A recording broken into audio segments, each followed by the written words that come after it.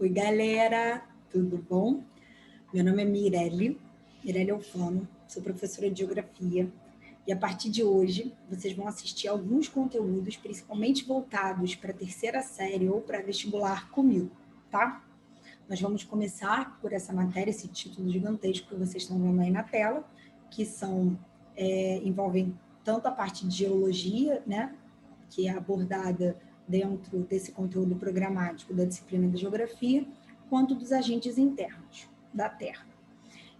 Queria, antes de mais nada, fazer uma breve introdução, que obviamente eu não vou repetir em todas as videoaulas, alertando da importância de vocês resumirem as videoaulas, tá? Porque por mais que esse material vá ficar disponível para vocês até, por exemplo, o dia de uma possível avaliação, gente, é inviável na véspera da prova, de qualquer que seja uma prova de vestibular, seja uma prova de escola, vocês assistirem todas as videoaulas que vocês receberam ao longo do ano. Até porque vocês não têm só geografia, vocês têm várias disciplinas. Então, seria uma vida de aula, várias horas, e uma perda de tempo, vocês também não conseguiriam absorver nada com muita eficácia, já que seria uma quantidade de conteúdo muito grande para um período de aprendizagem muito curto. Então, levando em consideração que vocês vão receber aula durante todo o ano, eu preciso que no final do mês, no final de cada aula, vocês tenham os conteúdos que eu destaquei, que eu abordei, que eu elenquei durante esse período de tempo que a gente está junto aqui, tá? Então, para estar aqui comigo, não adianta só você estar com o teu tablet, teu celular, teu computador ligado, me assistindo, tá? Isso daqui não é uma série do Netflix. Tem cara de atriz? Tem, linda aqui. Mas não sou, tá? Sou professora, então você tem que estar com um instrumento que vai fazer eu aparecer, mas também com o seu caderninho, com a sua caneta, com o seu lápis, para fazer a sua anotação dos elementos mais importantes que eu vou destacar. Eu sou meio megalomaníaca, eu falo bastante, eu trago bastante informação. Então, somando o que eu trago aqui, uns slides que vão ter também informações para auxiliar, dar um suporte no que é mais importante na minha fala. E o material de vocês, eu acho que vai dar para chegar na hora da prova e tirar um notão em geografia e dar aquela moral em humanas, tá? Então, contem comigo, espero que vocês gostem da aula, espero que vocês entendam e quaisquer críticas eu estou à disposição, tá bem? Então, vamos lá? Deixa eu diminuir aqui esse rostinho lindo. Vamos ao que interessa. Chorão. Vamos, então, começar falando rapidamente sobre tempo geológico. Vocês não costumam trabalhar com tempo geológico na escola. Vocês estão muito acostumados com o tempo histórico. Quando a gente pensa em tempo histórico, a gente trabalha com caso de, no máximo, milhares de anos, certo? Aqui, eu estou falando em escalas, como vocês podem ver, de milhões. A Terra tem 4,6 aproximadamente bilhões de anos. Então, gente, a Terra é muito mais antiga do que a existência do homem nela, certo? O que a gente representa na história do planeta, nossa, é quase nada. Aí tem uma tabela que para vocês é importante que vocês decorem, vocês saibam. Não, eu só quero que vocês tenham noção que ela existe e que ela vai marcar os principais acontecimentos na história da Terra, como, por exemplo, o período de formação, na era arqueozoica, mas a gente pode falar também do que mais interessa do período que a gente vive. Atualmente estamos na era cenozoica, tá certo? No período do Quaternário, o homem ele surgiu no Pleistoceno, mas alguns falam que as sociedades elas se desenvolveram, as civilizações, no Holoceno, tá certo? Uma informação importante, acho que é a título de curiosidade, alguns já falam que a gente vive o Antropoceno. Antropo vem de homem, né? E aí esse Antropoceno marcaria uma época em que o homem ele teria feito uma quantidade bastante considerável de alterações, transformações, inclusive degradações que causam vários impactos ambientais na superfície terrestre, tá bem? Uns defendem que o homem tem uma grande capacidade de alteração e até de destruição, né? Existe uma minoria na ciência que fala que não, que o homem ele é tão pequenininho, ele é tão recente, que ele não teria esse poder diante da magnitude do planeta. A nível de vestibular, a gente vai trabalhar com essa pegada ecológica, com essa teoria que considera que o homem tem, sim, uma capacidade de alteração considerável na superfície, não só na superfície, mas na estrutura do planeta de uma maneira geral, e que isso pode pode trazer algumas consequências, inclusive negativas, não só para ele, mas para o planeta como um todo, tá? Alteração do ar, alteração da superfície terrestre, perda de elementos naturais, etc, etc. Então, vamos lá. Indo para a parte 1, tá? Nossa aula, ela ao todo está dividida em 3 partes, mas hoje nós só vamos ver 2 partes. Nessa parte 1, a gente vai tratar da estrutura interna do planeta Terra, tá? E das teorias da deriva continental e das placas tectônicas. Então, eu vou começar com o básico, que vocês já ouviram falar anteriormente, tá? Tanto no ensino fundamental, provavelmente ouviram falar em outro período no ensino médio. Nós vamos tratar agora da estrutura interna do planeta. Esse é um esqueminha que vai abordar as principais estruturas. Claro que é um esquema extremamente didático. Na realidade, a coisa é um pouco mais complexa e não tão bem definida assim. Mas eu quero aqui abordar com vocês as principais características de cada uma das camadas, tá? De fora para dentro. Então, eu vou enumerar as camadas, levando em consideração o que tem de mais externo, até a gente chegar no que tem de mais interno. Aqui vocês podem ver, antes de eu caracterizar, que a estrutura, a camada mais externa é a crosta, que a gente... Crosta, né? Alguns alunos me corrigem, mas enfim, tanto faz. Que é a camada mais externa da Terra, tá? Ela também pode ser chamada de litosfera. Tem a descontinuidade Mohorovic. Você fala, que coisa estranha, né, gente? O que é isso? É uma transição entre a crosta e o manto, beleza?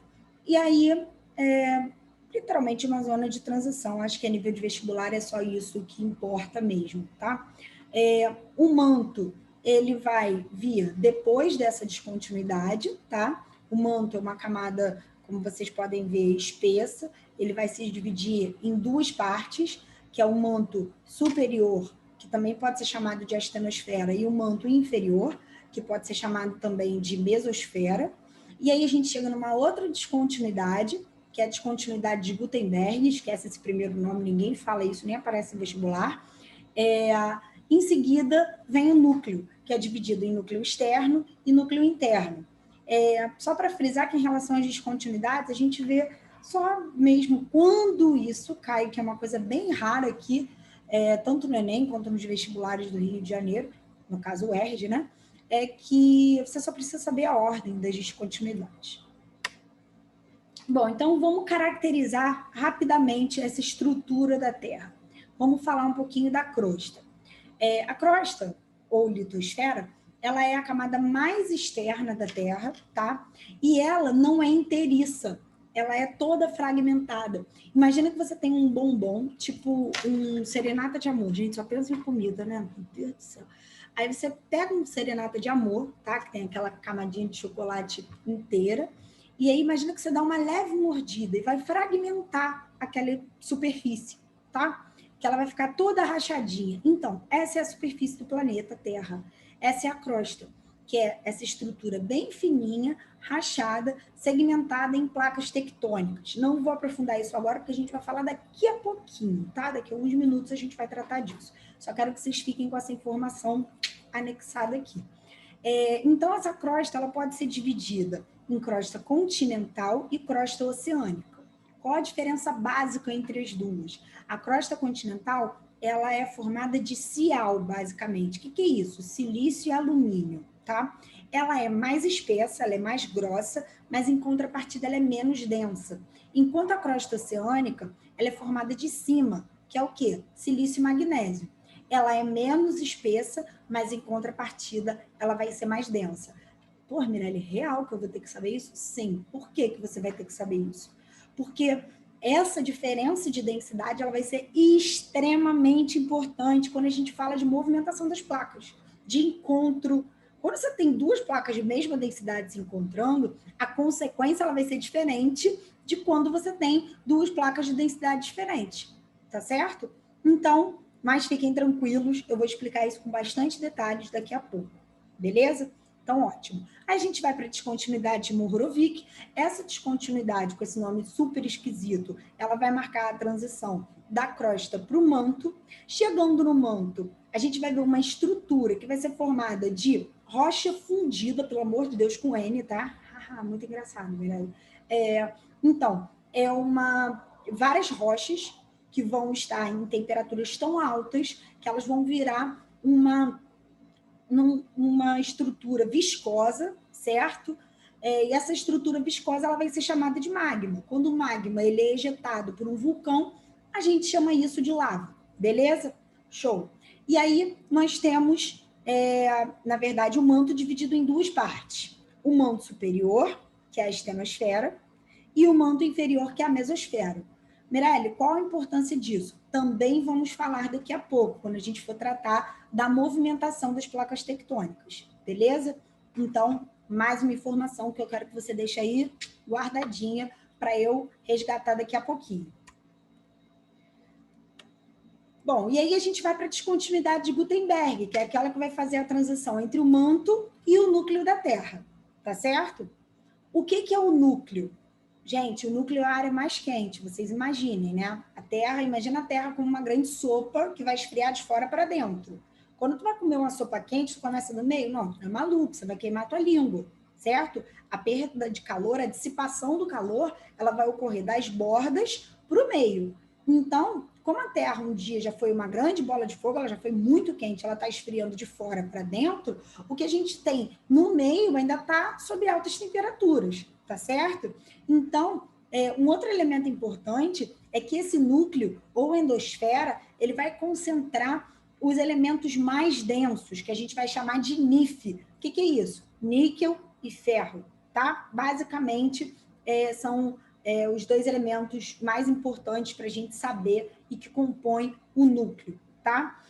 O campo magnético da Terra, ele também vai ter uma relação muito forte com esse núcleo, beleza? E o núcleo ele vai estar dividido em núcleo externo e núcleo interno.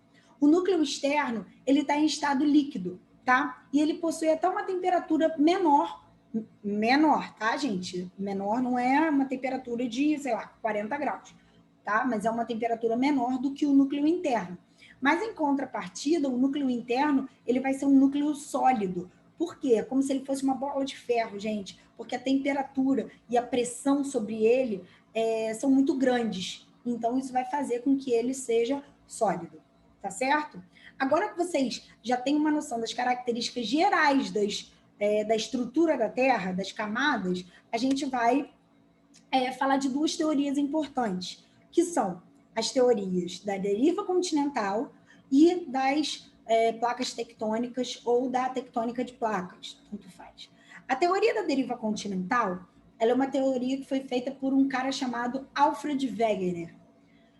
O que esse cara fez? O que ele enxergou?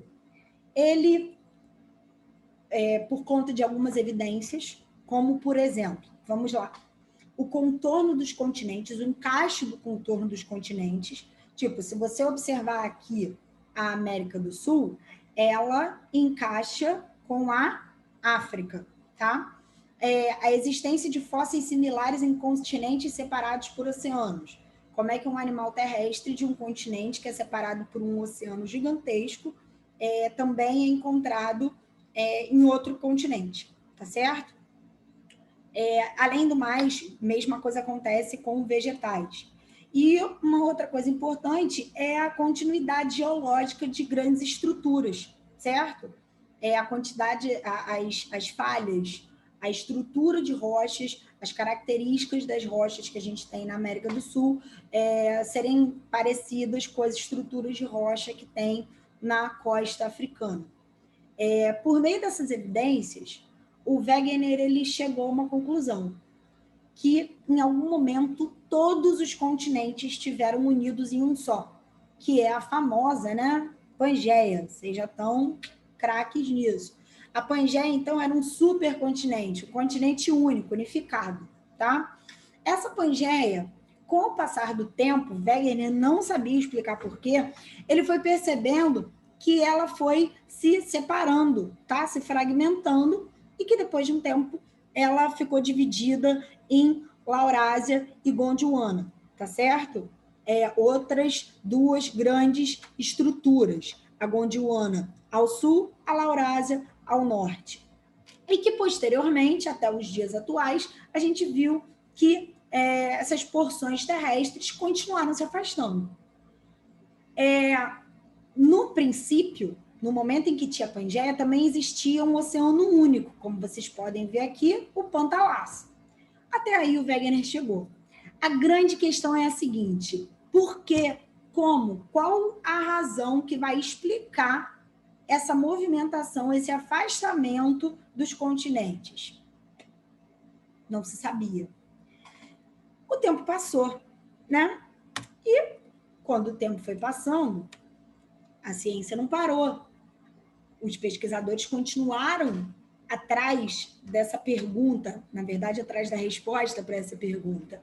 E aí, na década de 60, um grupo de cientistas, analisando o fundo dos oceanos, especialmente o fundo do Oceano Atlântico, eles identificaram que tinha uma cadeia montanhosa. E olha que loucura! Essa cadeia montanhosa, ela acompanhava exatamente o contorno da América do Sul e o contorno da África, que é o que a gente vai chamar de cordilheira mesoatlântica, tá? Como uma categoria geral, a gente chama de cordilheira mesoceânica, tudo bem? Alguns chamam de dorsal mesoatlântica. O fato é que essa cadeia montanhosa, ela mostra uma evidência de que, na real, os continentes, eles estão sobre estruturas maiores. Na verdade, não só os continentes, mas também os oceanos. Eles estão sobre estruturas maiores, que são as placas tectônicas. E essas placas, gente, elas estão em movimento. Mas aí vem a pergunta que eu faço para vocês, e que eu vou começar a puxar aqueles assuntos que a gente falou lá no início da aula. Da onde vem essa movimentação das placas tectônicas? E se vocês observarem por esse esquema aqui, movimentação em direções completamente opostas. Vocês concordam? Tem placas que vão se afastar, tem placas que vão colidir. Da onde vem isso, gente? Qual a relação da existência de vulcões ativos, que vocês podem ver aqui nesse mapa, com o limite das placas tectônicas? Pois bem, a resposta está aqui. A resposta está no manto. Por quê? Porque o manto, lembra que eu falei que ele é formado por rocha fundida pelo magma? Esse magma, galera, ele é um magma que ele está em movimentação. Por quê? Por conta de uma diferença de temperatura. Olha aqui o esquema que eu trouxe para vocês. Vocês estão vendo essa parte aqui mais amarela, essa parte é o núcleo da Terra, tá certo? Vocês estão vendo aqui uma média de temperatura de 4.000 graus. E do outro lado, na parte mais externa da Terra, tem a crosta, beleza? Então, obviamente, uma diferença de temperatura muito gritante. Então, o magma que está no manto, que está mais próximo do núcleo, ele fica mais aquecido. Quando ele fica mais aquecido, ele fica menos denso, porque as moléculas ficam mais agitadas. Consequentemente, elas ficam mais espaçadas. Isso vai deixar o magma mais leve, menos denso. E aí esse magma vai ascender. Quando esse magma acende, ele sobe. E aí ele sobe em direção aonde, gente? Ele sobe em direção à crosta.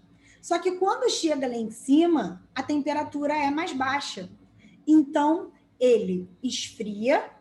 Quando ele baixa de temperatura, ele fica mais denso. Quando ele fica mais denso, ele fica mais pesado. Quando ele fica mais pesado, ele faz o quê? Ele desce. E aí, esse círculo que vocês estão vendo aqui, que a gente vai chamar de célula de convecção, ele não vai ser um círculo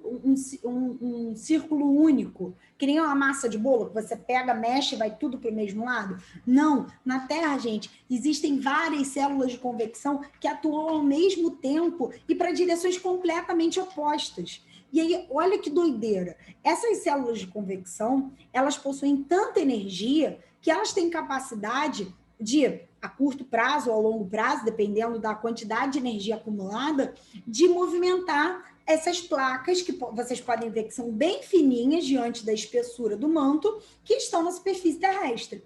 E é daí que as placas tectônicas se movimentam. É daí que a gente passa a enxergar e a entender por que as placas tectônicas elas não estão paradas, por que a superfície terrestre ela não é estática, por que ela é tão dinâmica. Tudo bem? Então, show. Vocês entenderam agora as células de convecção que estão no magma, o movimento convectivo do magma e a relação disso com a movimentação das placas tectônicas. Vamos embora. Agora vamos para a parte 2. Essa parte 2, claro que ela vai ter uma relação com a parte 1, e vocês vão entender por quê. Na parte 2, a gente vai falar dos agentes internos ou endógenos da Terra, especificamente do tectonismo, do vulcanismo e dos abalos sísmicos.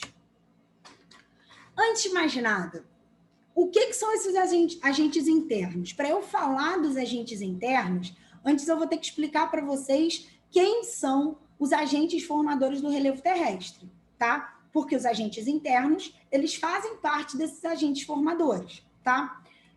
Eu trouxe um pequeno textinho para vocês que vai falar o quê? O relevo, ou seja, as formas terrestres, resultam da atuação de forças de agentes internos ou endógenos, endo, dentro, e externos ou exógenos, tá? Só que os agentes internos, já ia falar internos, os agentes internos, eles têm funções diferentes dos agentes externos, tá? Eles vão promover alterações diferentes. Vamos primeiro ver o que os agentes internos eles fazem, tá? Eles vão ser impulsionados, como vocês podem ver, pela energia que está no interior do planeta, e eles vão dar origem às grandes estruturas existentes na superfície terrestre, como, por exemplo, as cadeias montanhosas, tá bem? Então, a gente vai falar em linhas gerais que os agentes internos ou endógenos, eles dão origem às formas de relevo, enquanto os agentes externos ou exógenos, eles vão ser impulsionados pelos fenômenos que ocorrem acima da superfície terrestre. Então, não vem de dentro do planeta. Consequentemente, eles vão transformar, alterar as formas do relevo terrestre, tá? Então, a gente fala basicamente de origem das formas, que são os internos, e do outro, com o outro, né? A gente fala da transformação dessa superfície terrestre, tá? A gente fala da transformação dessas formas terrestres. E aí, como um exemplo de agentes externos, a gente pode falar de chuva, rio, oceano e até mesmo do ser humano, tá bem? Mas eu não vou entrar nisso agora. Por quê? Porque a gente está começando a falar ainda de agentes internos. Então, ainda vai demorar umas aulinhas para a gente chegar nesses agentes externos. Beleza? Vamos embora. Começando pelo tectonismo ou diastrofismo, são sinônimos. Importante vocês saberem, vocês não esquecerem de forma alguma, que o tectonismo, ele é a base dos outros agentes, tá? Ele é a base do vulcanismo e ele também é a base dos abalos sísmicos, que são as vibrações terrestres. Eles geralmente vêm associados, tá? Então, esse tectonismo ele vai surgir a partir dos movimentos tectônicos, ou seja, os movimentos das placas tectônicas, que vão ser resultado de pressões que vêm do interior da Terra e que vão agir na crosta terrestre, na superfície terrestre. Existem dois tipos de movimentos tectônicos, que são a epirogênese, tá? E aí eu trouxe dois quadrinhos para facilitar a vida de vocês, para dar uma resumida nisso. A epirogênese ela vai ser o deslocamento vertical da crosta, tá? Ela vai representar um movimento lento, tudo bem? Tem baixa intensidade, ela causa soerguimento ou subsidência da crosta, ela gera recuo ou avanço do mar. Porque à medida que você sobe uma área, o mar recua. À medida que você desce, o mar avança. Já a orogênese, que interessa muito mais aqui para a gente, ela vai ser o deslocamento horizontal da crosta, tá? Ela vai ter uma grande intensidade. Eu botei aqui que a epirogênese ela tem uma curta duração, não é? Eu confundi. A orogênese, ela vai ocorrer basicamente em bordas de placas tectônicas. As consequências da orogênese, elas vão variar de acordo com a direção do movimento que ela executa, tá? E aí existem 3 tipos de movimentos relacionados à orogênese, ou seja, 3 tipos de movimentos horizontais, que a gente vai ver agora. O primeiro movimento é o convergente, que é o encontro de 2 placas tectônicas, tá? Então, elas vão colidir. Convergentes, colidir. Tranquilo de gravar. O segundo, como vocês estão vendo aí no esquema, é o movimento transcorrente, transformante ou conservativo, que é quando uma placa vai deslizar em relação à outra, tá? Ela vai sarrar uma placa na outra, tá? E o movimento divergente. Movimento divergente é um movimento de separação, quando uma placa vai afastar da outra, tá certo? São 3 tipos de movimentos diferentes. Consequentemente, gente, são 3 consequências para as formas de relevo. Cada movimento vai ter uma implicação na estrutura de relevo que vai se originar a partir dela, tá? A gente vai falar disso agora. Vamos começar pelos movimentos convergentes, tá bem? Vamos tratar do encontro de uma placa continental com uma placa oceânica. Vocês lembram que eu falei que a placa continental ela era mais leve, formada por silício e alumínio, enquanto a placa oceânica ela era mais densa, formada por silício e magnésio?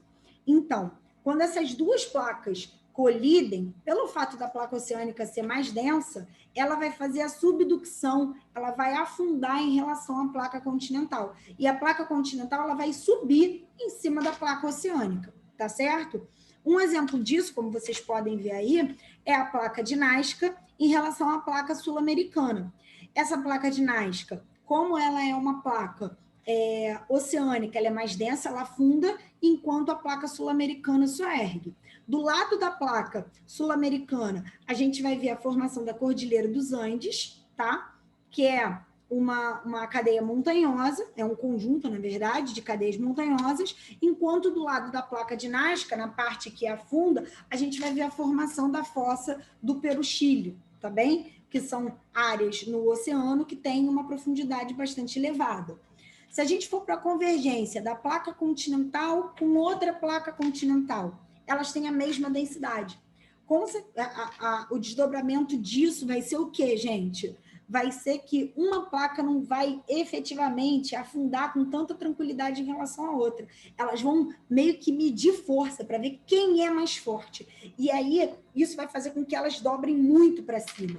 Esse processo vai dar origem a cadeias montanhosas extremamente altas, muito mais altas, por exemplo, do que aquelas oriundas da convergência da placa continental com a placa oceânica, tá?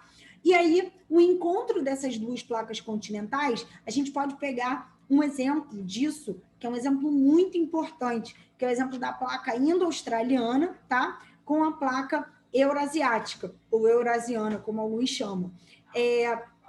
O encontro dessas 2 placas continentais vai dar origem à maior cadeia montanhosa do mundo, que é a Cordilheira do Himalaia, onde tem o ponto mais alto do mundo, que é o Pico do Everest. Tá certo? Agora eu acho que dá para entender por que a Cordilheira do Himalaia ela é mais alta, por exemplo, que a Cordilheira dos Andes. Mas dá para entender também por que nos 2 tem tremor de terra. Por que o Chile treme tanto? Calma. Eu vou falar disso daqui a pouco em abalo sísmico, só para dar um spoiler, para dar uma pimentada. Continuando, a gente pode falar também da convergência de uma placa oceânica com outra placa oceânica, que tem a mesma densidade.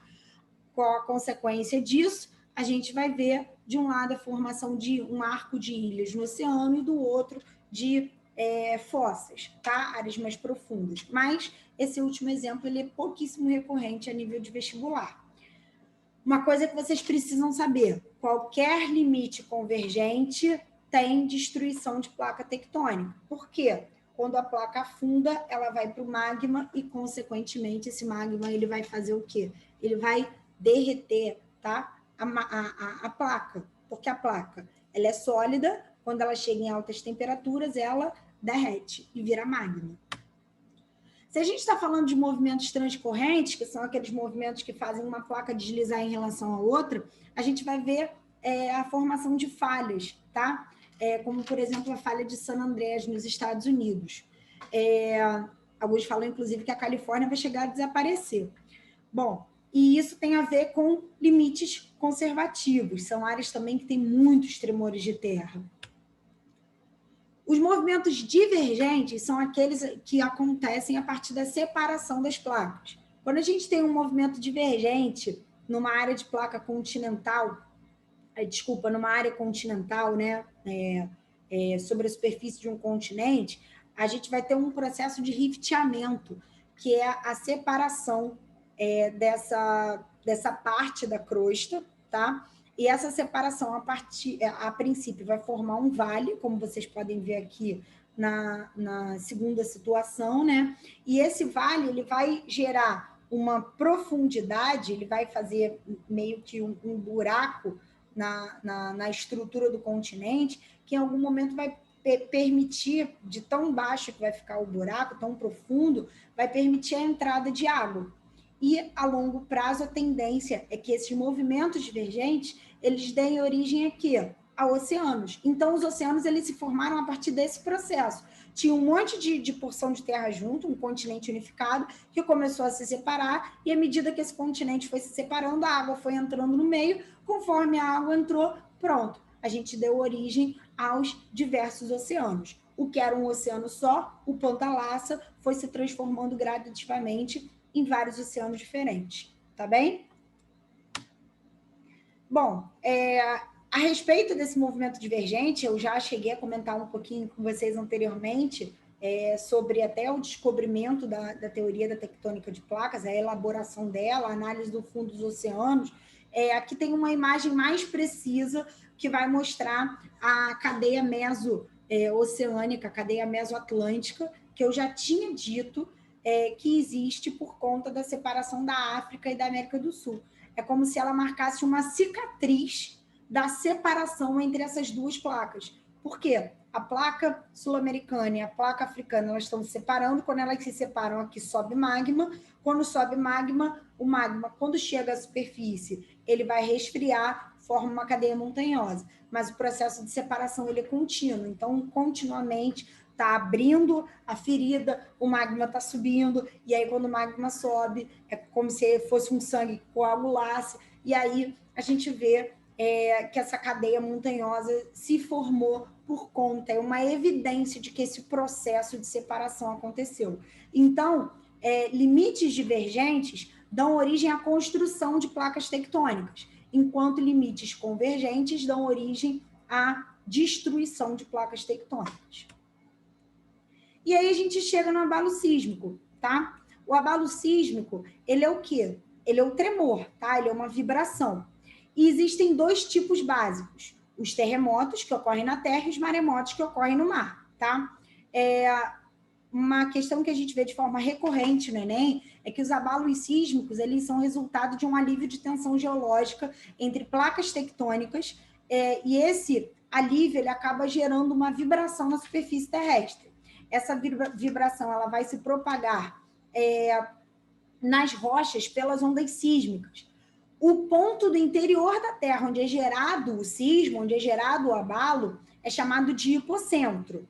E a área na superfície terrestre onde ele vai se manifestar, onde vai ocorrer, onde vai ser sentida a vibração, é o epicentro. Quanto mais próximo o hipocentro do epicentro, mais intenso vai ser o terremoto. Claro que isso vai ter a ver também com a quantidade de energia liberada. Mas se você tem uma distância muito grande entre o hipocentro e o epicentro, consequentemente, a energia ela vai se dissipar também.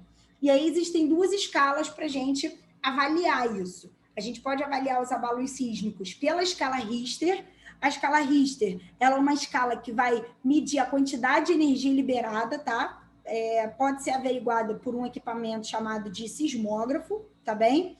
E aí ela vai avaliar aspectos quantitativos, enquanto existe uma outra escala, que é a escala de Mercalli. Essa escala de Mercalli, ela vai avaliar aspectos qualitativos dos abalos sísmicos, ou seja, ela vai avaliar os efeitos que são produzidos nas estruturas e percebidos pelas pessoas nas imediações do abalo.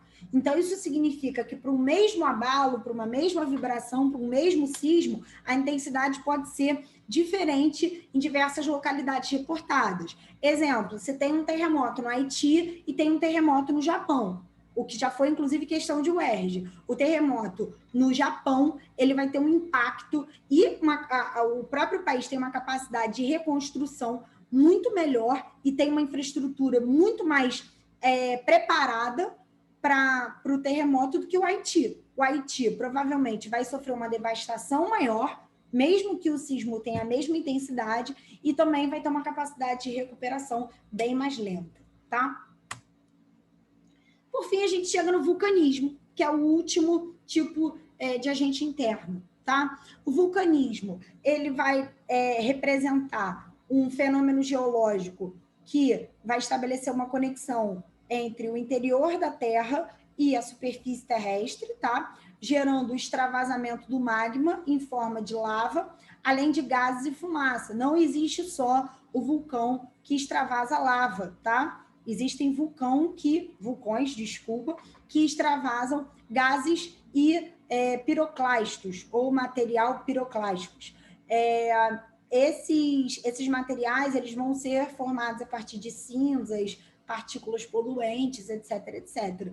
E a temperatura é tão alta que a capacidade de mortalidade, por exemplo, a galera que está no entorno, as pessoas que estão no entorno, é tão grande quanto, às vezes até maior, do que da lava, tá? Não existem só aqueles vulcões explosivos, existe uma diversidade de tipos de vulcões que não cabe aqui para a gente discutir, tá? Porque é um assunto muito mais aprofundado, a nível de vestibular isso não tem a menor relevância para vocês, beleza? Então, só para vocês terem noção da estrutura do vulcão, tem a câmara magmática, onde fica o magma, que tem o acesso ao manto, tá? Onde tem a rocha fundida. Tem o cone vulcânico, nesses vulcões tradicionais, tá? Dentro do cone tem a chaminé, a área que vai ejetar a lava, que vai permitir a conexão entre a chaminé e o exterior, a superfície terrestre, a cratera, a cratera é ótima, a cratera, quase que não sai, e podem existir também cones secundários, como vocês estão vendo aí, tá certo, gente? Só para fechar com chave de ouro, para vocês que vão tentar vestibular, fiquem ligados nos vulcões que existem no Círculo de Fogo do Pacífico, porque é uma área que tem bordas, tem placas tectônicas tão instáveis, tá? São áreas de instabilidade tectônica tão intensa que elas ficam bastante vulneráveis tanto ao tectonismo quanto a questão do abalo sísmico e, por fim, da atividade vulcânica. A quantidade de vulcões em atividade nessa área é gigantesca, tá bem? Então, a gente vê que os 3 agentes internos da Terra, eles atuam de maneira bem intensa nessa área do Círculo de Fogo. Beleza?